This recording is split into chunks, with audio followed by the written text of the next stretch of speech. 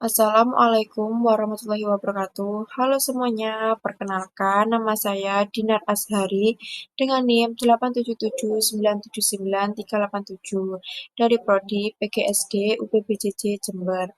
Di sini saya akan menjelaskan tugas filsafat ilmu yaitu tentang satu, bagaimana filsafat ilmu mengawasi dan memperkuat eksistensi.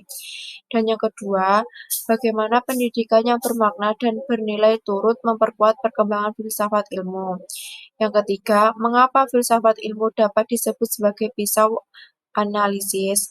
Yang keempat, contoh konkret penerapan filsafat ilmu dalam praktik pendidikan. Nah, yang pertama kita akan masuk terlebih dahulu di pendahuluan. Hubungan antara filsafat ilmu dan ilmu pendidikan adalah hubungan yang bersifat simbiotis mutualistis. Filsafat ilmu berperan sebagai fondasi kritis yang menguji keabsahan ilmu pendidikan, sementara praktik dan dinamika pendidikan memberikan bahan bakar serta ruang kontekstual bagi perkembangan filsafat ilmu itu sendiri.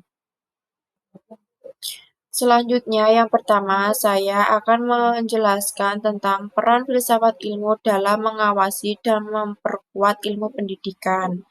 Filsafat ilmu bertindak sebagai penjaga gerbang akademik, sekaligus pendorong kemajuan. Ilmu pendidikan melalui tiga dimensi utamanya yaitu satu, mengawasi eksistensi atau objek. Filsafat ilmu memastikan bahwa ilmu pendidikan memiliki objek kajian yang jelas, mandiri, dan tidak sekedar mencaplok teori dari psikologis atau sosiologi. Ia menegaskan bahwa eksistensi ilmu pendidikan bertumbuh pada manusia sebagai makhluk yang dapat dididik dan proses pemanusiaan tersebut. Yang kedua, yaitu memperkuat keilmiahan atau metode. Ilmu pendidikan seringkali dikritik karena dianggap kurang objektif dibanding ilmu alam. Disinilah filsafat ilmu masuk untuk mengawasi metodologi penelitian pendidikan eh, baik kuantitatif, kualitatif maupun mixed methods. Ia memastikan bahwa penarikan kesimpulan pedagogis didasarkan pada validitas ilmiah bukan sekedar intuisi atau tradisi. Yang ketiga yaitu menjaga nilai-nilai atau amanah. Filsafat ilmu mengawasi agar ilmu pendidikan tidak jatuh menjadi industri yang mekanistis atau sekedar alat doktrinasi politik. Ia menuntut agar setiap teori pendidikan selalu berorientasi pada nilai kemanusiaan, keadilan, dan etika. Selanjutnya, kita membahas yang kedua, yaitu bagaimana pendidikan bermakna memperkuat filsafat ilmu. Filsafat ilmu bukanlah menara gading yang statis. Ia membutuhkan realitas empiris untuk menguji kebenaran asumsi-asumsinya. Pendidikannya yang bermakna dan bernilai memberikan kontribusi besar balik kepada filsafat ilmu dalam beberapa cara, yaitu satu, laboratorium hidup untuk teori pengetahuan, yaitu ketika sebuah sekolah menerapkan metode pembelajaran berbasis proyek atau project-based learning yang berhasil mengubah cara berpikir siswa. Praktik ini menjadi bukti empiris yang memperkuat atau merevisi teori epistemologi tentang bagaimana manusia memperoleh pengetahuan. Yang kedua yaitu sumber masalah filosofis baru atau perkembangan teknologi dalam pendidikan seperti kecerdasan buatan atau AI di kelas, munculkan dilema moral eksistensi baru. Tantangan-tantangan real di dunia pendidikan ini memaksa para filsuf ilmu untuk terus memperbarui dan memperluas cakupan teori aksiologi dan etika mereka.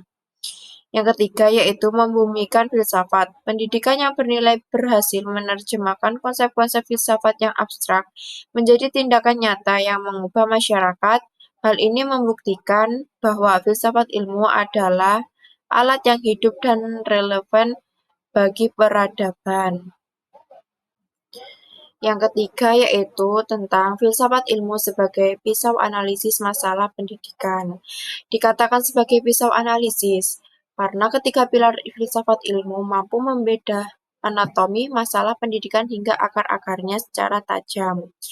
Yang pertama yaitu pisau ontologi atau hakikat, membedah apa yang sebenarnya kita hadapi dalam masalah tersebut. Contoh analisisnya, ketika angka putus sekolah meningkat, ontologi tidak hanya melihat data angka, melainkan membedah hakikat anak dalam struktur sosial ekonomi masyarakat. Siapakah anak didik itu? Apakah mereka dipandang sebagai subjek atau sekedar objek statistik? Yang kedua yaitu pisau epistemologi atau metode dan kebenaran. Membedah bagaimana pengetahuan atau sistem itu dibangun dan disebarkan. Contoh analisisnya menyoroti kegagalan dalam metode hafalan. Epistemologi mempertanyakan apakah menghafal adalah cara yang valid untuk mencapai kebenaran intelektual. Pilar ini membedakan kesesuaian antara kurikulum secara guru mengajar dan instrumen ujian atau asesmen. Yang ketiga, pisau aksiologi atau nilai dan dampak. Membedah untuk apa ilmuwan kebijakan pendidikan itu diterapkan.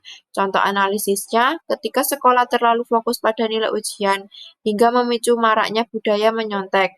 Aksiologi membedah hilangnya nilai kejujuran demi mengejar nilai pragmatis atau orientasi nilai yang keliru.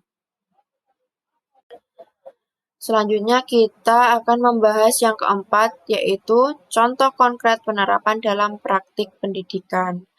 Untuk melihat bagaimana teori ini bekerja di dunia nyata, kita bisa mengambil contoh kebijakan kurikulum merdeka atau paradigma pendidikan berbasis komputer atau karakter, yaitu yang A dalam level kebijakan dan kurikulum. 1. Secara ontologis, kurikulum digeser dari yang awalnya berpusat pada materi atau konten menjadi berpusat pada peserta didik.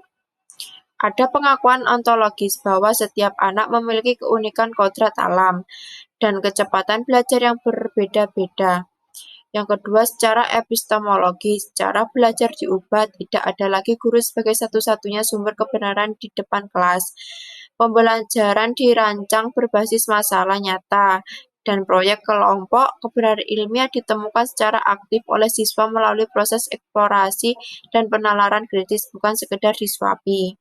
Yang ketiga yaitu secara aksiologi. Evaluasi pembelajaran tidak lagi sekedar angka di atas kertas raport, melainkan adanya proyek penguatan profil pelajar Pancasila. Di sini nilai gotong royong, kebinekaan global, dan akhlak mulia dijadikan indikator keberhasilan utama demi kemaslahatan moral siswa dan masyarakat. Yang kedua, yang B, yaitu dalam proses pembelajaran di kelas atau pendekatan konstruktivisme. Ketika seorang guru menggunakan pendekatan konstruktivisme, misalnya meminta siswa bereksperimen sendiri untuk memahami hukum pemantulan cahaya menggunakan cermin.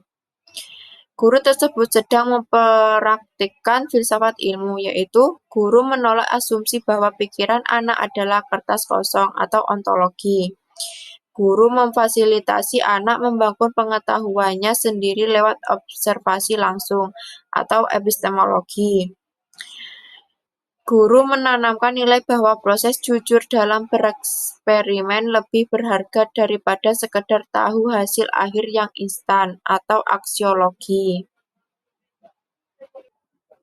Dari 4 materi tersebut, kita akan merefleksi kesimpulannya, yaitu tanpa filsafat ilmu, praktik pendidikan akan berjalan meraba-raba dalam kegelapan, terjebak pada tren sesaat tanpa arah yang jelas.